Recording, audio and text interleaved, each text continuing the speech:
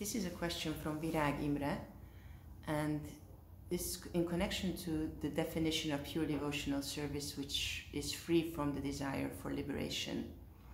And his question is, what is the difference between desiring liberation and desiring freedom from anarthas? Well, choice is a topic that I've spoken on before, and okay, we can speak about it again somewhat. Try it, this new microphone here.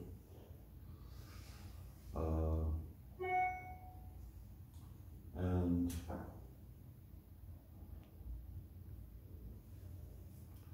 the principle is anukulyena Krishnanushivanam, that pleasing to Krishna. So a devotee's primary effort in devotional service is underlying motivation to please Krishna.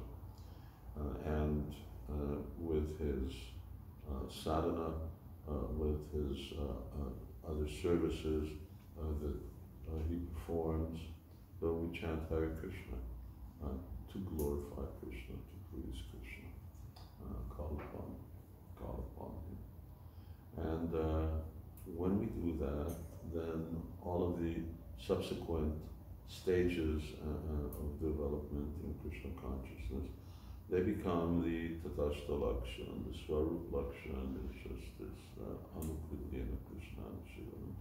And the different progress or development in Krishna consciousness is subsequent to that.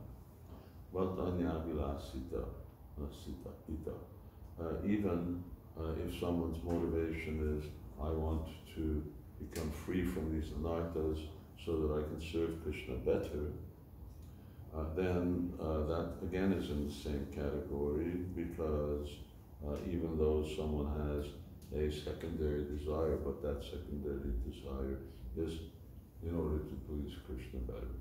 When someone wants to become free from material desire because I'm suffering so much, then that falls into a different type of category. That falls into a category of devotional service in mode of passion or goodness. Someone wants to be free because it's just so troublesome. All of these things are causing me so much torture, or rather trying to get free from the influence of all of these anarthas.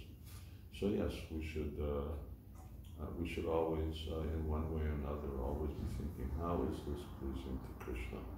Either we have full faith that just pleasing Krishna, all these other things will be free, or even if I'm aspiring for different stages of development in Krishna consciousness, then that's so that I can please Krishna and serve Krishna better. Gurumaj, this topic of anarthas is described by Bhaktivinoda Thakur in his Chaitanya Shikshamrita, where he explains how different demons are representing different anarthas. And it's interesting how this is something that we don't see spoken about by anyone before Bhaktivinoda Thakur. So is this something that was his personal realization, or how come an Acharya brings in such an elaborate topic that was not mentioned before? Either his personal realization, or he's manifesting some, which is obviously true, or he's manifesting some certain Shastra principle that's eternally existent, but he's manifesting it at a certain time. Especially because it's very relevant to the international preaching that Bhaktivinoda Thakur wanted for people who have no samskars, no real background in Krishna consciousness and Vedic culture, no remnants of varnashram which would organize their lives and guide their lives. So people who are really coming with a lot of baggage, for them, becoming free from anarthas. It's like Krishna consciousness. 90% of the Krishna consciousness are just focused on how to become free, because it poses such a real obstacle in their spiritual life. So whereas previously many people, they would already come with a relatively pure background, that's certainly not the case in recent ages, and it's certainly not the case all over the world, when you're preaching all over the world.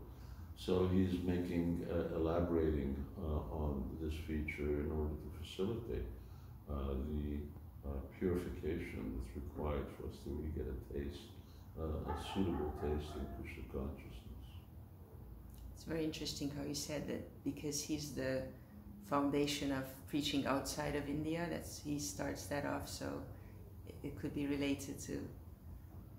And even devotees have their own inspiration, realization. I was just looking, but there's too many links I couldn't find, where in the Bhagavatam Prabhupada talks about realization in the first canto. The things are interesting, relative, relevant in one's own words, that makes eternal truths understandable to people. And that's part of writing commentaries, because time changes, and according to how people are thinking, the culture that they're in, and all the traditions they may have or lack, you have to make the eternal knowledge relevant to them. And in their own way, devotees do that when they preach, when they give class, and so on. So of course, Bhakti Thakur is in a different category, but in our own way, we can also follow him. Hare Krishna.